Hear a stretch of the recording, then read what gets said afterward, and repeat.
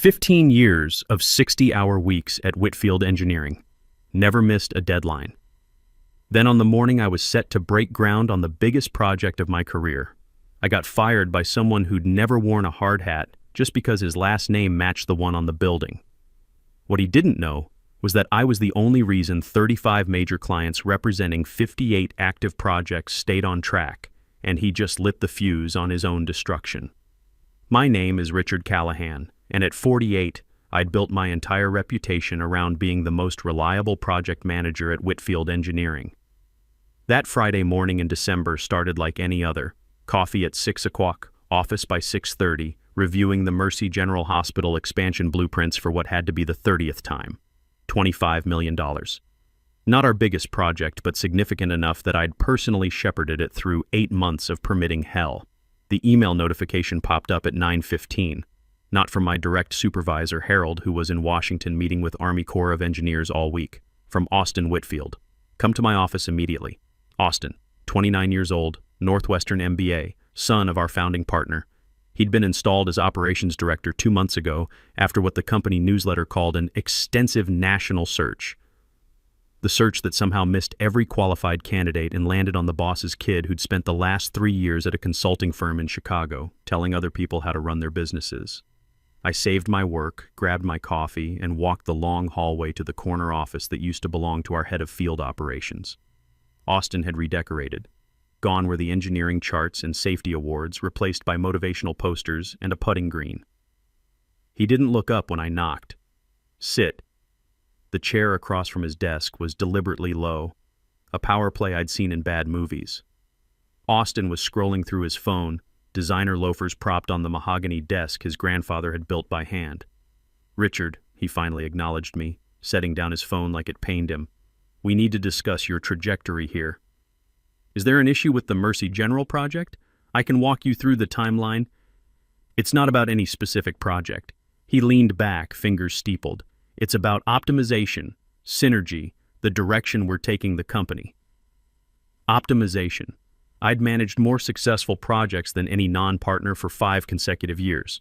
My cost overrun rate was 2.1%. But sure, let's talk about synergy. I'm not following. Look, you're competent. No one's saying you're not competent. The way he said it made competent sound like an insult. But Whitfield Engineering is evolving. We need team players who understand innovation, disruption, people who think outside the box. I bit back the urge to mention that construction companies succeeded by thinking inside very specific building codes and safety regulations. That's literally what clients paid us for. What are you saying, Austin? Today is your last day. HR will walk you through the transition. He slid a packet across the desk. Non-disclosure agreement, non-compete clause, 3-month severance if I went quietly. You're firing me the week before Mercy General breaks ground? Jeremy will handle the transition. He checked his phone again, already bored with destroying my career. Jeremy Walsh, his fraternity brother from Northwestern, the recently licensed PE who'd started 6 weeks ago and still couldn't read a structural drawing without asking questions. I'd caught him using ChatGPT to write status reports to clients. Jeremy has 6 weeks of field experience. He's never managed anything larger than a strip mall renovation. That's no longer your concern. His smile was all teeth, no warmth. You have 1 hour to clear out your office. And Richard, the NDA is non-negotiable. You discuss any project details, any proprietary information, and we'll bury you in litigation. Dad's firm has very deep pockets. I stood, keeping my face neutral. 15 years. 15 years of missed soccer games, working through the flu, building relationships with 35 major clients who trusted me with their million-dollar construction problems. 15 years of creating systems, processes, and safety protocols that this company ran on. My name wasn't on any public signage, but my fingerprints were on every major project since 2009. 1 hour, Austin repeated, already typing on his phone. Leave your badge with security. I walked back to my office in a daze. Through the glass walls, I could see my colleagues avoiding eye contact. Word traveled fast in engineering firms. I was radioactive now. 1 hour to pack up 15 years. I pulled out my personal laptop, the one I'd used for weekend emergency calls when the company's system crashed. My personal phone, the number I'd given to project supervisors who needed Sunday assistance, my handwritten project notes, my reference manuals, my coffee mug that said "World's Okayest Engineer." What they couldn't pack into a box were the relationships I'd built, the personal cell numbers saved in my phone, the trust earned through countless hours of meticulous work. As security watched me fill a banker's box, I thought about Mercy General Hospital, about how their facilities director, Patricia Hendricks, had specifically requested me after I'd saved them from a catastrophic foundation issue 3 years ago, about how she'd invited me to her retirement party next month, about how she had no idea that tomorrow her $25 million expansion would be managed by someone who thought rebar spacing was a suggestion, not a requirement.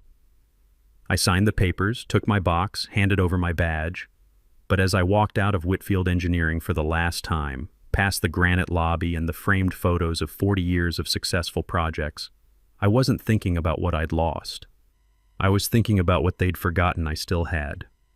I sat in my home office at 2:30 p.m., still wearing my work boots, staring at the banker's box like it might explain what had just happened. The house was quiet. Linda was at work. The kids wouldn't be home from school for another hour. I should have been at the Mercy General pre-construction meeting right now, walking Patricia through the final schedule. Instead, I was unemployed 3 weeks before Christmas. The reality hit me like a sledgehammer. Christmas presents for Sarah and Mike, Sarah's college application fees due in January, the mortgage payment, health insurance that would run out in 3 months. At 48, I was starting over in an industry that worshipped young hotshots with MBAs and treated experienced engineers like expensive dinosaurs. But the shock was wearing off, replaced by something sharper, anger, maybe, or clarity. I opened my laptop and started taking inventory of what I actually possessed versus what Whitfield Engineering thought they owned. First, the project documentation. Over 15 years, I developed comprehensive project management templates, safety checklists, and vendor qualification frameworks. The company had never asked me to transfer these to their servers, probably because no one there understood their value. They sat in my personal cloud storage, meticulously organized. My intellectual property, created on my own time, refined through hundreds of projects. Second, the contacts. I pulled out my personal phone and scrolled through the numbers. Patricia Hendricks from Mercy General, George Martinez at Dallas Municipal Authority, Carol Stevens from Baxter Industries, 35 project managers, facilities directors, and procurement heads who had my direct line because Whitfield's official channels meant waiting a week for a callback. These weren't just business cards collected at trade shows. These were people who texted me photos of their grandkids, who asked for restaurant recommendations when they visited Dallas, who trusted me with their construction headaches because I'd proven myself through years of 2 a.m. crisis calls and weekend emergency site visits. Third, the knowledge. I opened a spreadsheet and started listing every active project, every pending bid, every client preference and quirk. Johnson Medical needed everything delivered before 7 a.m. because of their surgery schedule. Metro Planning required all change orders submitted by Wednesday for Thursday review. Mercy General had a standing policy that no concrete pours could happen during patient visiting hours. Details that weren't in any file. Context that couldn't be transferred in a 1-hour transition meeting with someone who thought a PNID was a type of software program. My phone buzzed. Thomas Bennett, my former colleague at the city planning office. Heard what happened, can't believe it. Austin says Jeremy is taking over your projects. God help us all. I didn't respond. The NDA was vague about personal communications, and I wasn't taking chances. But Thomas's text confirmed what I suspected. Panic was already setting in. I pulled up the Texas Board of Professional Engineers website. The non-compete clause Austin had made me sign was 18 months. But non-competes in Texas were difficult to enforce, especially when the termination was without cause. Being fired to make room for the boss's unqualified fraternity brother might qualify as bad faith. I made a list of what I couldn't do. Solicit Whitfield's clients directly, share confidential information, disparage the company publicly. Then I made a list of what I could do. Maintain personal friendships, work as an independent consultant, share my own intellectual property, respond if contacted. The distinction mattered. I couldn't reach out to Patricia Hendricks about the hospital expansion, but if Patricia Hendricks reached out to me, different story. By 4:00 p.m., I'd transformed my dining room into a war room.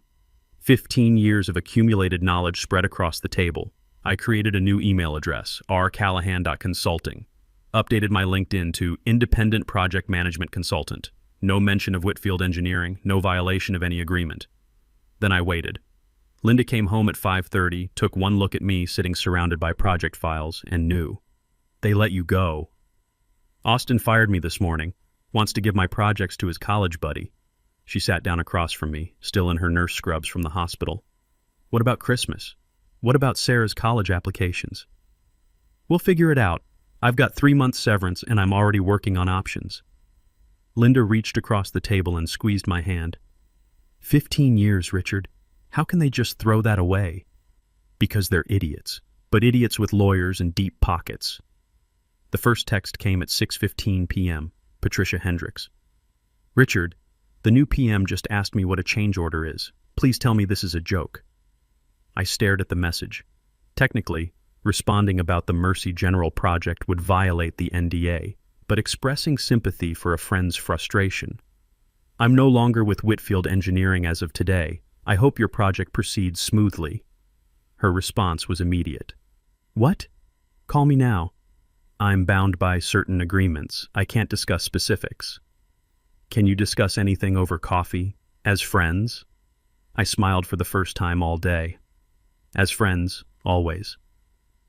By 8 p.m., I'd received similar messages from 6 other project managers. Word traveled fast in Dallas construction circles.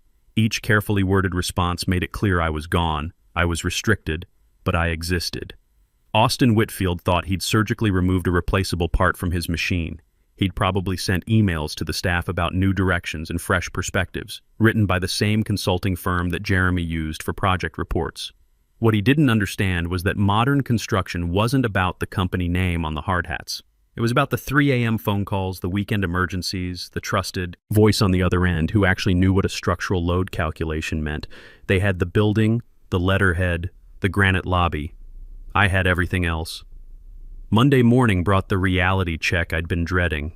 Sarah and Mike were at the breakfast table when I broke the news. So, you're unemployed? Sarah asked, looking up from her college brochures. Temporarily. I'm starting my own consulting practice. Mike, 16 and brutally honest, cut to the chase. Does this mean no Christmas presents? It means we're tightening the belt for a while, but we'll make it work. Linda shot me a look that said we'd talk about this later. She was right to be worried.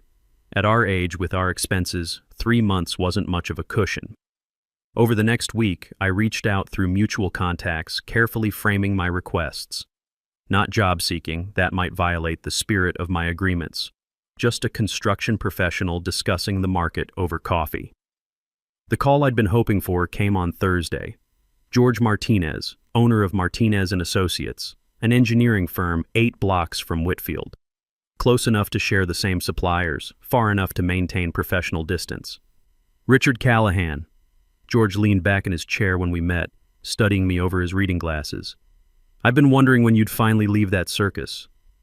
George was 67, had built his firm from nothing, and understood exactly what I wasn't saying.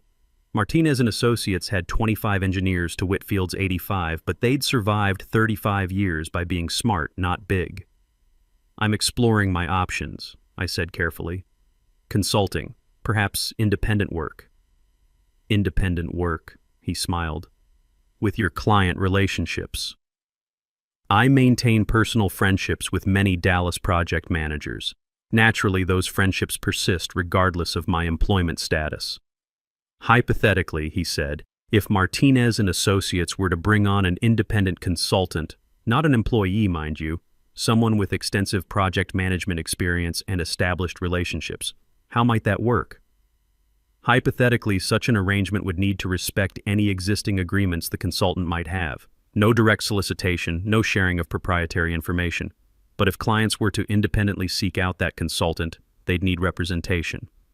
George poured himself water from a glass pitcher. Austin Whitfield called me yesterday, warned me about a former employee who might try to violate his non-compete, suggested any firm that helped him would face litigation. My stomach tightened. And? I told him Martinez & Associates doesn't respond well to threats, especially empty ones from kids playing dress-up in their daddy's suits. For the first time in days, I felt something like hope. "Here's what I propose," George continued. "Martinez and Associates brings you on as an independent consultant. You work on your own matters, build your own practice. We provide infrastructure, insurance coverage, and legal protection if Whitfield decides to get nasty. What's your cut?" 25% of billings. That includes full litigation support if they come after you. And trust me, they will. 25% was reasonable. At Whitfield, I'd kept nothing beyond my salary, but 25% of something beat 100% of nothing. "I accept," I said, "with conditions. I won't solicit any Whitfield clients, but if they come to me, I'll represent them. Welcome to Martinez and Associates. Come back tomorrow. We'll get you set up. And Richard, document everything. Every text, every call, every contact who reaches out. We're going to need it." That night, I told Linda about the Martinez deal over dinner. She was cautiously optimistic, but I could see the worry lines around her eyes. "It's a start," she said. "But 25% of what? You don't have any clients yet." She was right. But I had something better than clients. I had relationships. And in construction, relationships were everything. I composed a simple LinkedIn update. "Pleased to announce I'm now consulting with Martinez and Associates. Looking forward to new challenges and continued relationships. Professional, vague, completely within my rights." Within an hour, I had 52 reactions and 14 private messages. Word spread fast in construction circles, faster when people were desperate. I didn't respond to any from current Whitfield clients. Not yet. But I did respond to one from Baxter Industries, a company I'd never worked with before. My phone rang that evening. Unknown number, Dallas area code. "Richard?" "Thank God." Patricia Hendricks' voice was strained. "I know you can't talk about Whitfield business. I'm not calling about that. I'm calling because Baxter Industries needs project management help, and I told them you're the best in Dallas. That's just friendly advice between friends, right?" "Just friendly advice," I agreed. "Good. Because I'd hate to think my recommendation would cause you any problems, especially since as a friend I might mention your name to a few other facilities directors who've been complaining about their current representation." We both knew what she was really saying. "I appreciate your friendship, Patricia." "Likewise. Oh, and Richard, Austin Whitfield is an idiot. That's not business talk, that's just one friend to another." She hung up before I could respond. The first real domino fell 10 days later at 2:45 a.m. on a Tuesday. I was awake reviewing the new OSHA fall protection standards that had gone into effect 6 months ago, the kind of tedious regulatory update that made most project managers' eyes glaze over. But details mattered, especially details that could cost companies millions in fines. My phone lit up. Carol Stevens from Baxter Industries. "Richard, I know it's late, but I just got a citation from OSHA. Something about fall protection violations under 29 CFR 1926.501. Our current PM says it's nothing, but the potential fine is over $2 million. Can you take a look?" "Our current PM, Whitfield Engineering." I typed back, "Send me the citation, no charge for a friend's peace of mind." The document came through immediately. I'd seen dozens like it. OSHA had started aggressive enforcement of the new fall protection regulations. Companies had 90 days to remediate or face escalating penalties. Scanning through Baxter's citation, I found the issue immediately. Their safety protocols hadn't been updated, still using language from 2018. It was exactly the kind of detail I'd flagged in a company-wide memo 10 months ago, a memo Austin had probably never read. "Carol, you need specialized safety counsel immediately. This is serious. The citation references multiple violations that compound the penalties. Can you handle it? I can work with Martinez and Associates' safety team, but you need to move fast. Day 60 of your notice period is Thursday. I'm calling our board chair now. Expect a call from legal in the morning." By 9:00 a.m., Baxter Industries had officially retained Martinez and Associates for emergency safety remediation. Their first act, requesting all documentation from Whitfield Engineering regarding previous safety compliance work. The files Whitfield sent over were a disaster. Outdated templates, boilerplate language, no evidence of the comprehensive safety audit I'd recommended and documented last year. George Martinez walked into my new office at 10:30, grinning. "Whitfield's project coordinator just called, wants to know if we have a template thingy for OSHA compliance. I told him we practice engineering, not Mad Libs." That coordinator is handling 58 active projects across 35 clients. 34 clients now. Stevens just formally terminated Whitfield's representation. Conflict of interest, she said. Can't have the firm that missed the violation defending against it. 1 down, 34 to go. I spent the next 72 hours working with Martinez's safety team to build Baxter's remediation plan. We filed the response with 18 hours to spare, avoiding a $2.3 million fine. Carol called me Friday afternoon. "Richard, you just saved us more than Whitfield billed us in 3 years. I'm recommending Martinez and Associates to every facilities director in my network. I appreciate that, but nothing. I'm not soliciting you to violate anything. I'm telling my peers about excellent engineering services. What they do with that information is their business." The second domino was already wobbling. Thomas Bennett from Dallas Municipal Authority had discovered a similar issue. Not safety this time, but environmental compliance. Another regulation change, another outdated Whitfield template, another 7-figure exposure. Over the following weeks, I'd created what I called the Regulatory Alert System. Anonymous notifications sent to general business addresses, warning about common compliance gaps. No client information, no proprietary data, just public service announcements about regulatory changes that might affect Dallas. Construction projects. "You're playing with fire," George warned, reviewing my carefully drafted alerts. "Whitfield will claim you're using insider knowledge. Every regulation I'm citing is public record. Every deadline is published by the state. If Whitfield's clients happen to realize their current counsel isn't keeping up with basic regulatory changes, that's on Whitfield." He signed off on the alerts. "Send them." The exodus started slowly. A call here, an inquiry there. "Hi, we're exploring options for specialized project management. We need a second opinion on some compliance matters." Corporate speak for, "Our current engineers are incompetent and we're scared." Thomas texted me updates from inside Whitfield. Emergency all-hands meeting, Austin screaming about loyalty, Jeremy crying in bathroom, 3 senior engineers quit today. I didn't respond, but I saved every message. Documentation, like George said. Christmas came and went quietly. No big gifts that year, but Sarah got her college application fees paid, and Mike understood why his Xbox would have to wait. Linda picked up extra shifts at the hospital, and I spent the holidays working on compliance reviews for our growing client base. By New Year's, 5 clients had moved from Whitfield to Martinez and Associates. By February, it was 12. Each transition brought with it 2 or 3 additional projects, and my 25% cut was starting to look like real money. The news I'd been expecting came in early March. Whitfield Engineering filed a cease and desist order against me personally and Martinez and Associates as a firm. Violation of non-compete, tortious interference, theft of trade secrets. George called me into his office where 3 litigation partners were already assembled. "They're claiming you're using proprietary Whitfield methodologies to steal clients."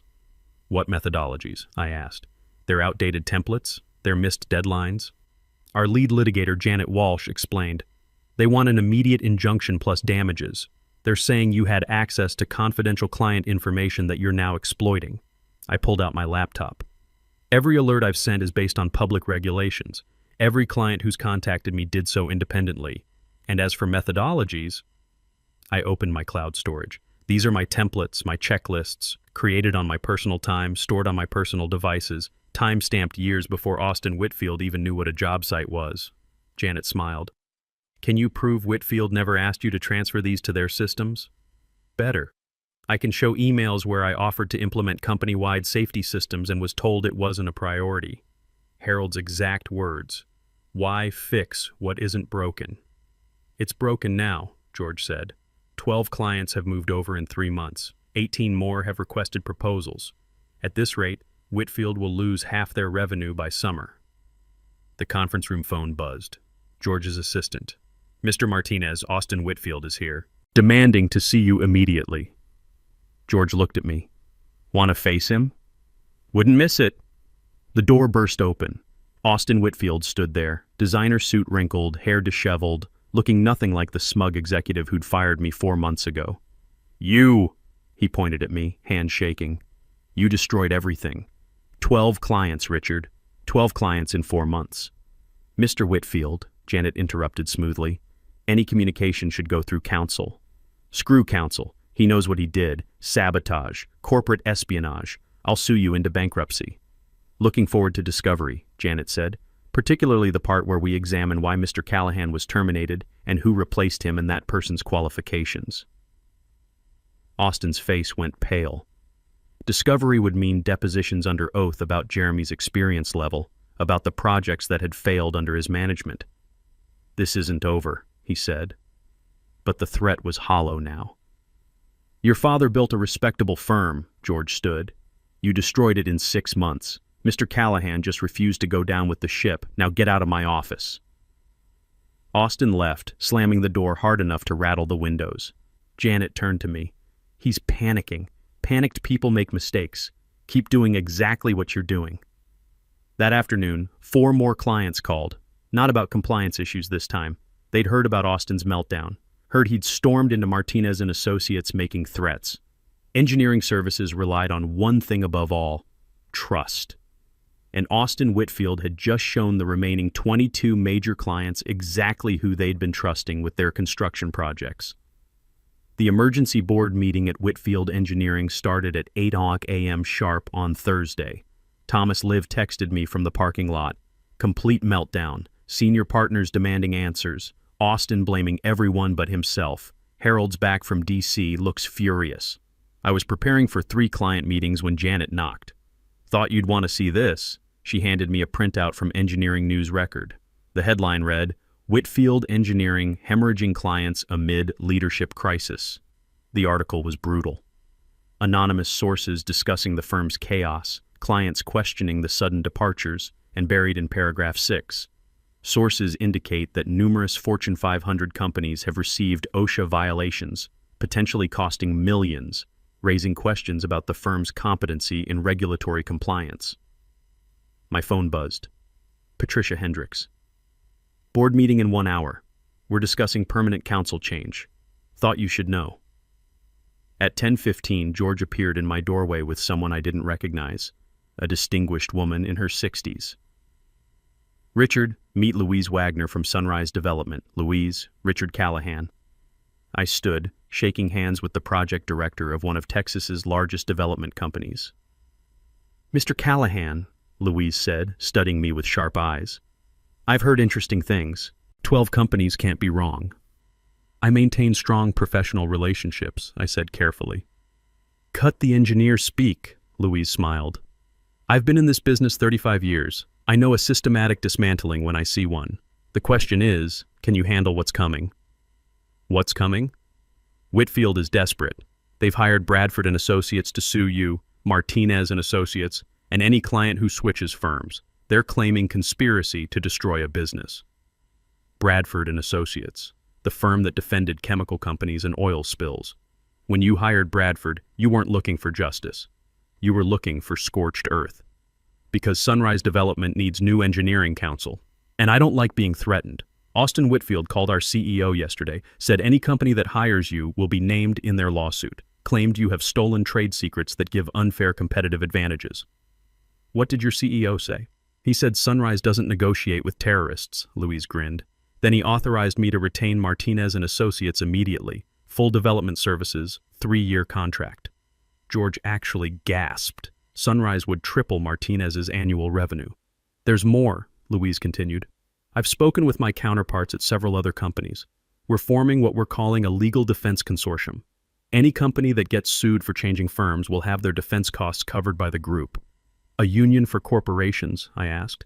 "Insurance, strength in numbers. Also sends a message. You come after one of us, you fight all of us." Over the following weeks, 19 companies joined the consortium. The message was clear. Austin Whitfield's threats had backfired spectacularly. The Bradford lawsuit came in May, just as I'd expected.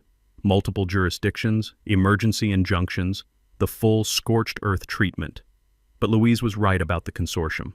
Morrison, Klein & Black, one of Dallas's top litigation firms, took our defense pro bono just for the publicity. The hearing was a massacre. Bradford's team spent 3 days trying to prove I'd stolen trade secrets, only to watch Janet systematically demolish their case with time-stamped files from my personal cloud storage. When they claimed I'd violated my non-compete, she produced emails showing Austin's bad faith termination. When they alleged conspiracy, she presented evidence that every client had reached out to me independently. The judge dismissed with prejudice and ordered Whitfield to pay all defense costs. Austin's father, Harold Whitfield, called me that evening. "Richard, we need to talk." We met at a coffee shop downtown. Harold looked older than his 70 years, the weight of watching his life's work crumble etched in every line.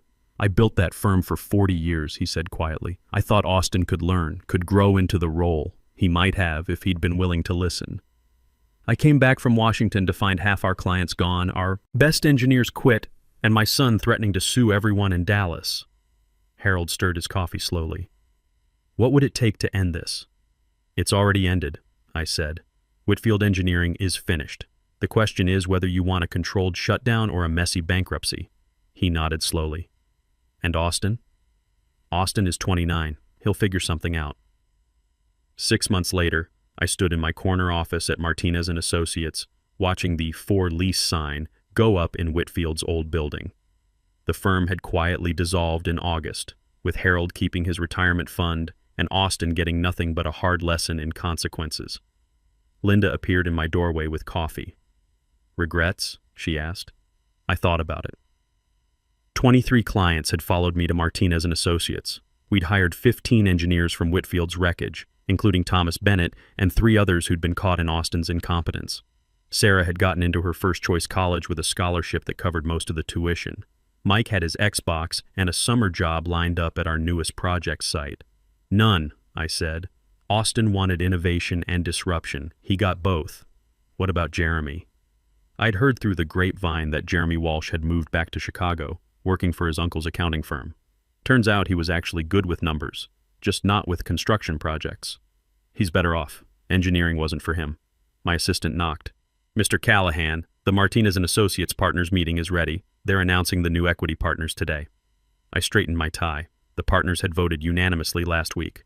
At 49, I was about to become a full partner in one of Dallas's fastest-growing engineering firms. "Tell them I'll be right there," I said. As I headed to the conference room, I passed the wall where we'd hung the framed newspaper clipping. Martinez & Associates emerges as Dallas's premier engineering firm. Below it, smaller text. Success attributed to innovative compliance practice and exceptional client retention. No mention of Whitfield Engineering. No mention of the 23 clients who'd followed me. No mention of Austin's spectacular failure. History, I'd learned, was written by those who survived to build something better. The conference room was packed with engineers, eager to be part of a firm that valued competence over connections. I looked at them and saw myself 15 years ago, confident in my abilities, unaware how quickly everything could change. "Good afternoon," I began. "Let me tell you about the most important lesson you'll ever learn in this profession. It's not about knowing the regulations, though that matters. It's not about managing schedules or controlling costs, though those matter too. It's about trust. Lose that and you lose everything. Keep it and you'll build something that lasts." I thought about Austin Whitfield, probably selling insurance somewhere in the suburbs now, about Harold, playing golf in retirement, watching his son learn lessons that came too late, about Jeremy, finding his place in a profession that actually suited him. Then I thought about the 23 clients who'd trusted me enough to follow me into uncertainty, and the firm that had given me the chance to prove what experience and competence could build when freed from nepotism and arrogance. "So let's talk about what trust really means," I continued, "and why it's the only currency that matters in this business." The eager faces leaned in, ready to learn, and I was finally ready to teach.